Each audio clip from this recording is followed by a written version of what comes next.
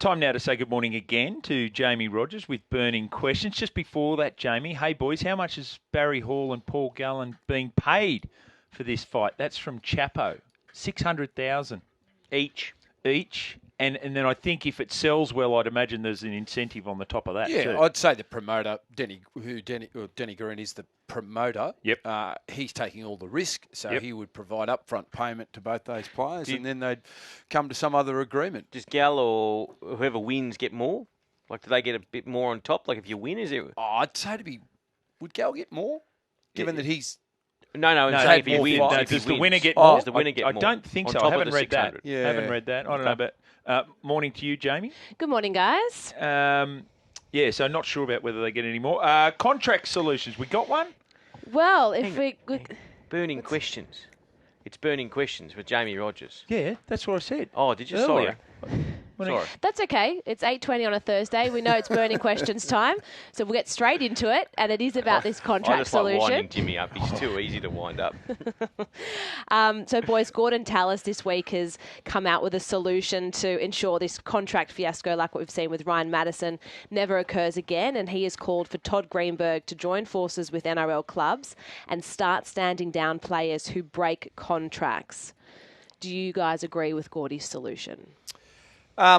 Look, it's always going to be hard to police because you could have a contract, and I think Todd said it the other day, that a contract is between 2 or 3 parties, and if you get every party to agree to terminate, then it is null and void, and everyone moves on.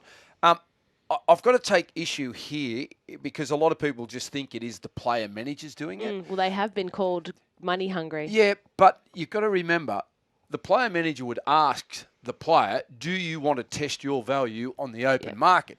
So the player... Or he could suggest you should test your value on the open but the player could say, no, don't. I'm happy here. So the players are involved in this as well. It's just not the player managers. So players always want to test themselves on the open market. I don't know too many players.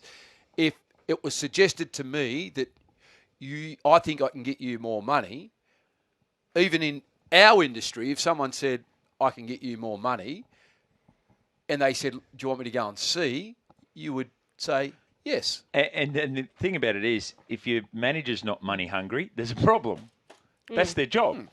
Well, you do have a short career span to make as much money as you possibly can. Yep, so. That's exactly right. But I don't know what the solution is. But, we need a solution of some sort. If you started standing down players, there wouldn't be many. It would be like the NRL 9s every week. But then what happens then, though, Dave, is that you're going to underperform if you stand down your players. Oh, no, that's what I'm saying. I'm saying there'll be no one left. Yeah.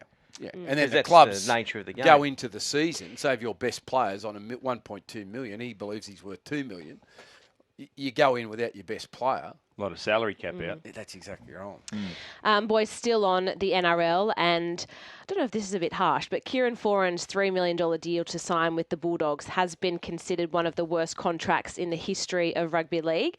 If you break it down, he's been paid $115,000 per appearance for the 26 games over the last 2 years. We know now he's going to be out this season. Do you think that the Bulldogs will now try and medically retire Foran? I know he said that he's keen to continue on. But what do you think the Bulldogs will try and do? I think they will try, but I think they'll find it difficult to retire him medically unfit, given that his injury is pre-existing, I suppose you could say, because it's the same shoulder that he injured in that test match. He had it reconstructed back in 2016. Yes, he's got more damage done to his shoulder. They may be trying to take him down that path, but I don't think he'd have much success given that he's dislocated it before, he's had it operated on, it's the same shoulder. Two things at play. Pre-existing, as Loz mentioned, and he wants to keep playing. So they can't say, he's retiring, and he's saying, no, I want to play till I'm 32. So what they will ask for is more relief in the salary cap. They currently get $350,000. They'll ask for more than that because he's currently taking up $1 million of their salary cap. Which they're entitled to. I would fight for that Totally. if I'm the Bulldogs. Totally. I would say, hey, we allow our players to go out of our environment. They walk out of our organisation. They're fit. They're healthy. We provide them to countries. We provide them to states. This has come back to haunt us for doing that. We need to be compensated. Well, the best analogy we came up with off air is if I borrowed your car, Loz, got it written off, and then said, "Oh, righto, well, nothing to do with me. You pay. You're going to pay." Yeah. That's a good analogy. I like that one. Yeah. Boys, we'll go over to the basketball world and Ben Simmons. It's tough being Ben, I think, sometimes. You know, the knives are back out for Ben Simmons, and there's calls saying that he should be traded and that the 76ers made a mistake by keeping Simmons over Jimmy Butler and that they should look at moving him on. Jimmy, we'll go to you. What are your thoughts on these calls for Ben Simmons to be traded?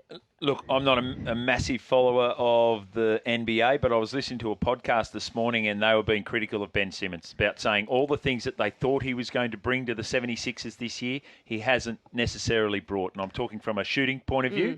They were critical of Joel Embiid, his fitness levels. They were critical of Brett Brown, the Aussie coach of the 76ers as well. I think the problem here is how much Ben Simmons is being paid and therefore getting a trade for him. So that's going to be the problem. He signed an extended deal as well too. So that's the challenge. And we should just say there's no one out there that's trying to get him. So it's not like he can do the trade. But he hasn't been attempting any three-pointers and that sort of stuff. No. But still, we're still early into the season and he has just missed the past 2 games. But he came back yesterday and got 15 points. But again, he didn't make any three-pointer attempts. And they've still got a great record. What are they, 7-3? 7-3 now, 7-3. And he's early in his career. I know, he's still 23. He's still only a young man in basketball years, in all years. So, absolutely.